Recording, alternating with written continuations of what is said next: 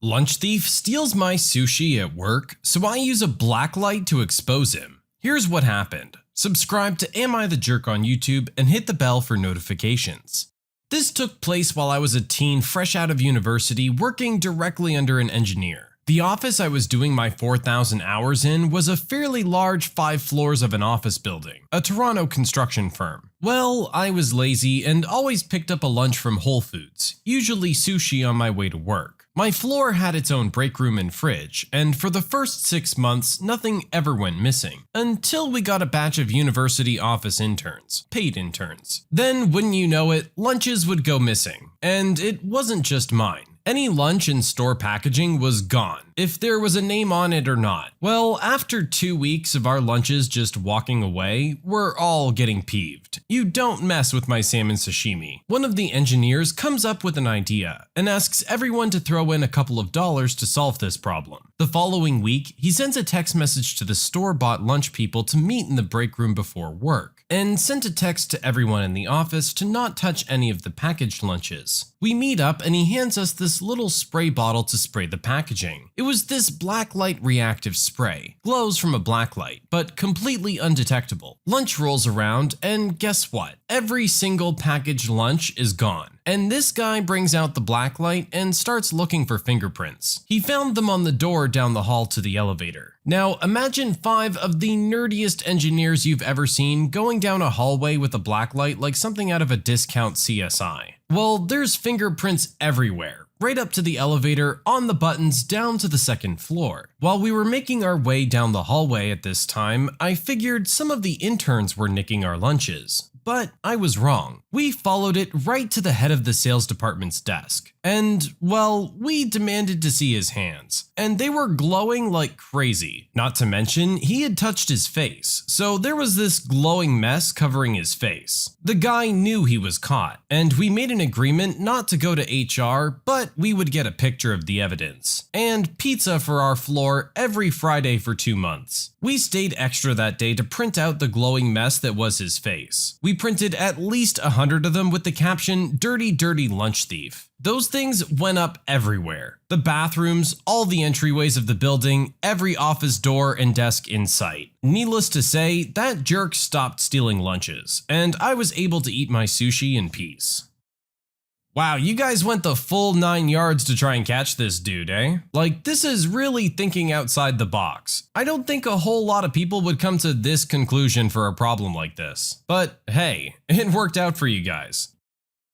A naked man in the shower saved my life. Let me tell the story. I was feeling dizzy before a workout as I was a bit dehydrated. This is important for later. I usually bring some liquid, but forgot to that day. Usually I go to McDonald's and grab a large unsweetened iced tea for the gym. Better than coffee, and it wakes me up for the workout and it's only $1. This was mistake number 1. Oh well. In my slight lightheadedness, I think I'll have some water at the fountain in the middle of the workout. This was mistake number 2. After an hour on the treadmill, my throat starts to stick a little. I had my mask on and was doing a slow jog, 7 miles per hour. Just enough for me to be able to breathe through the mask just fine, and didn't have to remove it once in the hour I had spent on the machine. I hop off the treadmill and the first feeling I get is the rush of blood running away from my brain. It only lasted a second, but anyone getting up too fast from sitting or squatting a long time will know the feeling. It's also the same feeling as the dizziness of being drunk.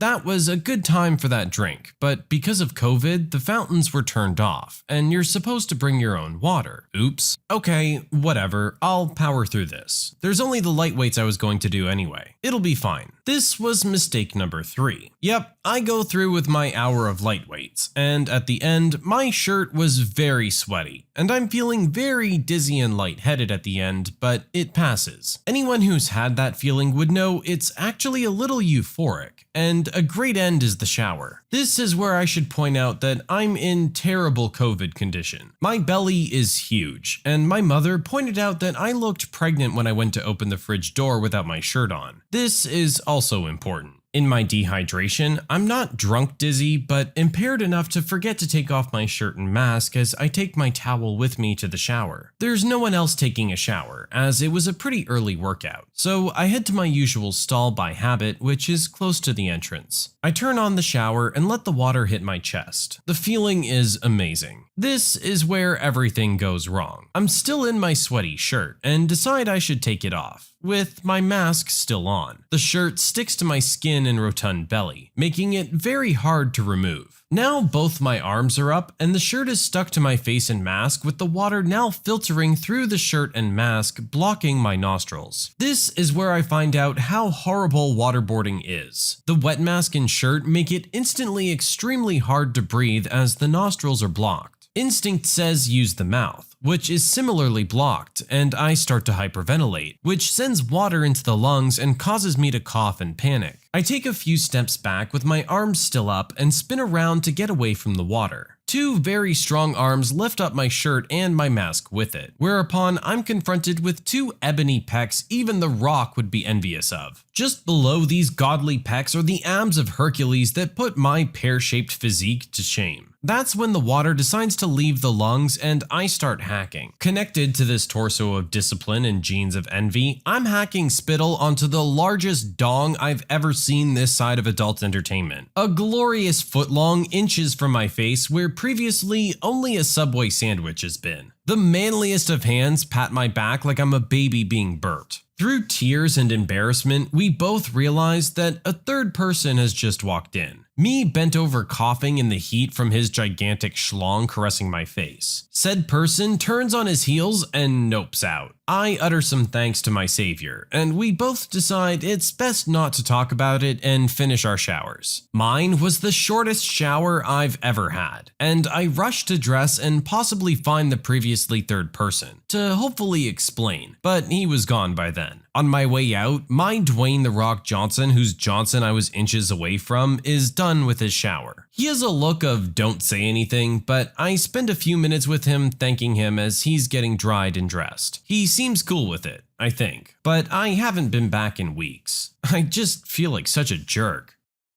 Hey, you know what? Naked or not, thank God that guy was there. Imagine if no one was around. That could have gone a whole lot worse. I don't think you really care about whether you're naked or not in that moment. Instinct takes over when you see someone in distress, and you do what you need to save them if you can. And yeah, of course you're gonna feel like a tool. And I'm sure he understands that you do. But just move forward from there. It was an awkward encounter. He did what any other person would have done, I'm sure. You don't need to make it weird moving forward.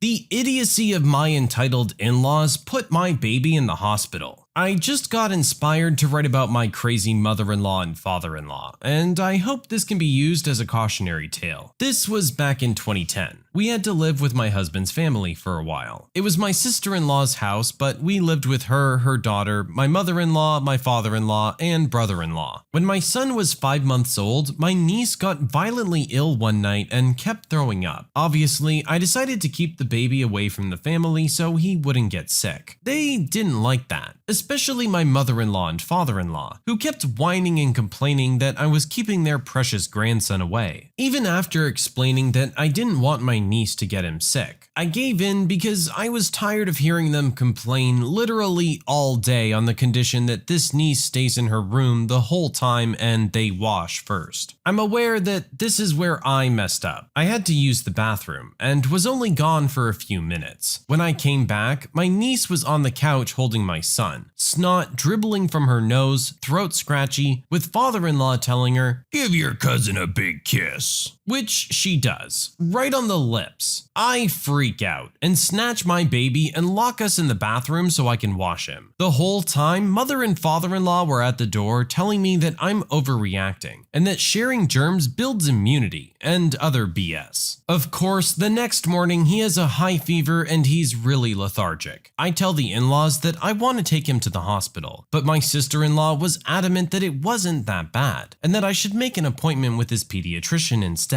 I didn't have a license or a car, so I had to rely on other people. Like an idiot, I listened to her because I thought she was on my side and knew more because her child is older. I made an appointment for that afternoon. I get there and the doctor took one look at him and told me to take him to the hospital, which was 1 block away, and said he would call ahead so they would be expecting me. He was admitted as soon as we walked in the door. They told me I was lucky and that if I'd waited any longer, my baby wouldn't have lasted until the next day. His lungs were filling up with mucus and he couldn't breathe. He had to be hooked up to an oxygen tank and they had to vacuum suction the mucus out every hour. We spent a week in the hospital and he made a full recovery. Of course, the in-laws fully blamed me, mother-in-law especially, but the others more or less agreed with her. She said my son got sick because I was dirty for having a child out of wedlock and that I was a bad mother. My husband was furious and told her off, but that woman has the worst case of selective hearing I've ever seen. I've never fully trusted that jerk ever again. This is a very serious thing. You don't mess around when it comes to germs and babies. If someone's that sick, you keep the baby away. And you absolutely do not kiss the baby on the mouth. That's literally the worst thing you could do. I wouldn't think that this is something that would need to be explained to people who are seasoned parents. I don't have kids. I know this. Kids are way more susceptible to this kind of thing. You just don't take the risk. Today, I accidentally kissed my deaf friend. I'm a 22-year-old male. I met a girl through a mutual friend. We've known each other for roughly a year, but haven't spent time alone yet, always in a group. She's very sweet and pretty. She's not completely deaf. She can still hear a bit, with the help of hearing aids. Yesterday, we met up with our mutual friends, and we were having a barbecue. Later on, we ran out of snacks, so the other two went to the grocery store. We were alone in the yard and chatting. At this point, I noticed that she kept staring at my lips, so I thought to myself, does she want to kiss me? Since she didn't stop staring, I thought that it was obvious. This time, I'm not gonna miss a hint. I leaned in to give her a kiss. I mean, she did kinda kiss me back, but afterwards, it was like dead silence. Thank God the other two arrived a few minutes later. The rest of the evening was super awkward between us. Later, as she left, I told the other two friends that I had kissed her because she kept staring at my lips. They started laughing, saying, "Of course she's staring at your lips, she's lip reading." Man, I totally forgot that deaf people also use lip reading to communicate, and since she's never actually done that before, I didn't take that into consideration. This will definitely be one of those moments that'll make me stay up at night and cringe. Plus, I probably ruined the friendship. I just feel like the biggest jerk. Look, you kind of were a jerk, but it wasn't intentional. I do think it was a harmless mistake. I'm sure if you were to sit down and talk to her and explain the situation and what happened, that she would totally understand and probably just find it funny. If she really is a nice person and you want this friendship to continue, just address it. The longer you let this awkwardness go on between you guys, the more that's gonna become the norm of your relationship. Just rip that band-aid off. My boyfriend decided to surprise me with a dinner with my parents, who absolutely ruined my childhood. I, 24-year-old female, have been with my boyfriend Derek, 27-year-old male, for 3 years. We met through mutual friends and hit it off rather quickly. After a year of knowing each other, we started dating. Derek firmly believes that everyone deserves a second chance and to let bygones be bygones. I adore him for being a good-hearted person, but also feel pressured to forgive people like how he does. I was never close with my parents due to the fact that I was an oopsies baby and my parents decided to keep me. It was made clear I was an outsider and didn't belong. They already had their dream family, but I was just there to ruin it. My mom would comment on my weight, and my sister started doing it too. My dad would ignore me, and my brother would bully me to the point that I felt scared to leave my room. They would leave me at my grandparents' house when I went on vacation, and wouldn't pick me up until 2 weeks after they came back. Once I turned 18, they kicked me out, and we've been low contact ever since. My boyfriend asked about meeting my family, so I explained my childhood, which was a hard conversation to have. since I wanted to just forget about them. He comforted me while I cried on his shoulder, and he seemingly understood. I thought that was final, until 4 months go by and he randomly asks me to go on a date with him to this fancy restaurant. I was honestly so excited, since it's been a while since we went on a real date, so I quickly got dressed. We arrived at the dinner place at 8 p.m. and were seated at a party-sized table. I was a little confused, but brushed it off. That is, until my parents and siblings walked in. That's when I knew something was definitely off. They came to the table we were at and said hello to us. Turns out my boyfriend was secretly communicating with them, trying to heal the past and fix our relationship. I felt so uncomfortable that I quickly got up and walked out. My boyfriend followed along and asked me to come back inside, saying I should let bygones be bygones. In a fit of rage, I told him off, and how it wasn't his place to fix a relationship that isn't his to fix. I stormed off to the car and drove off. Him and my parents were blowing up my phone, calling me childish and unreasonable. I ended up turning off my phone and packed my things to stay with a friend. I told another friend of mine about the situation and they said I was extremely childish. Now I'm wondering if I was in the right or wrong for leaving. I still haven't replied to his messages or calls. So am I the jerk?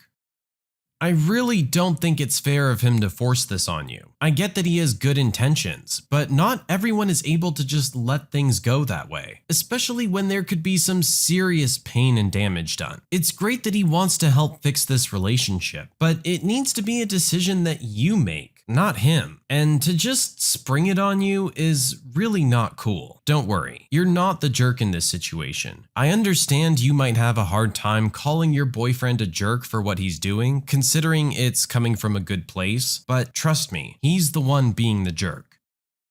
I told my brother his wife isn't allowed over anymore after I caught her trash talking me behind my back. So my brother has been with his wife for 6 years. She's always been an amazing sister-in-law and aunt to my babies, but recently she was unaware I was on my way to my brother's house and happened to be meeting with her own mother at the same time. I always just walk in the house through the garage when I come over, but this time they were sitting on the back porch, and I overheard her tell her mother that she thought I was a bad mother for vaccinating my children, and that at the end of the day, I'll be sorry. She also stated she felt uncomfortable around us. I felt this was an attack on me and my family. I immediately left and called my brother to tell him what happened, and that I wasn't comfortable with her coming to my house anymore, which is where we're hosting family day every weekend. He proceeded to tell me that what she said to her mother was in confidence, and that I shouldn't have been sneaking around the house. I'm completely floored, and I have no idea how to respond. Am I the jerk here? This is an unfortunate situation to be in. It sounds like she is a good sister-in-law and aunt, as you said earlier, but what you overheard is hard to overlook. Maybe if you guys sat down and had a conversation, you can come to some kind of mutual understanding that perception of you is very hurtful, and I don't understand why she has it to begin with. Also, your sister-in-law has just painted a very ugly picture of herself, so maybe she needs to take into consideration that she isn't the most desirable person to be around right now either.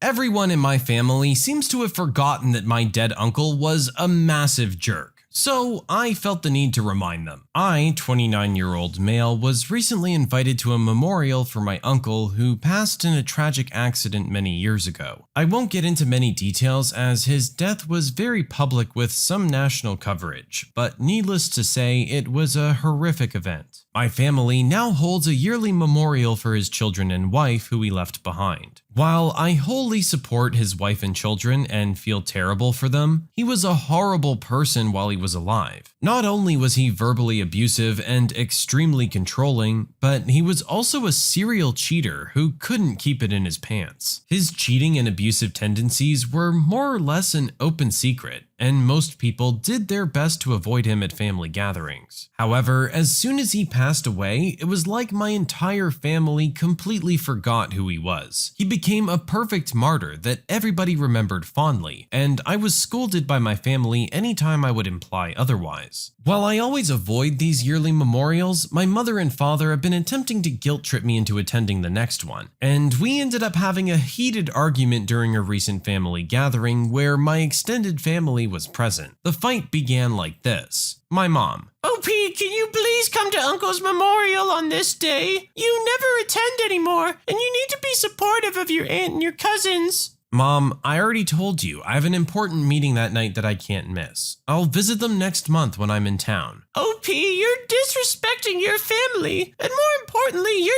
disrespecting your uncle. Every year that you're not present, you're spitting on his legacy. You should be ashamed of yourself. Mom, I already told you, I can't come. Please just drop it. At this point, my mom starts crying and my father starts yelling at me. OP, I raised you to have more respect for your family. What's wrong with you? I've had this conversation with my parents yearly, and it almost always ends with me apologizing to my mom and doing something special to make it up. I'm not sure why, but this particular year, something in me just snapped. I said, I'm tired of everyone in this family treating him like he was a good person. He was a jerk, and I'm not sad he's gone. You want to talk about disrespecting his legacy? His legacy as an abusive husband and a serial cheater? Why does everyone in this stupid family pretend like he had even one good quality? All of you talked crap about him constantly and said he didn't deserve his wife or kids. Luckily, now he has neither, and his life insurance is paying for the kids' college funds. Explain to me how that isn't a happy ending. At this point, my other uncles and aunts got up from the table to comfort my mother, who was sobbing, and I left before anyone could stop me. My younger family members agree with what I said, but all my uncles and aunts think I was wrong for speaking about my dead uncle like that. So,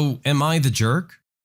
I don't think you're a jerk at all. It sounds like he was a massive jerk. You have your time to mourn after he passed. It's still a loss. Obviously, people still cared about him. But if it's this far on, even if he died tragically, you can't sit there and pretend that he was a good person. I agree with what you said, and that this just sounds like a happy ending for everyone involved. Unfortunately, no one else wants to be the one to say it, and apparently some can't handle hearing it either. When you subscribe, make sure to hit the bell to turn on notifications. Put the playlist on in the background to finish listening to all the stories linked at the top of the description. And if you like Am I the Jerk, give Am I the Genius a shot, linked in the description as well. Either way, thanks a lot for watching, and we'll see you guys next time.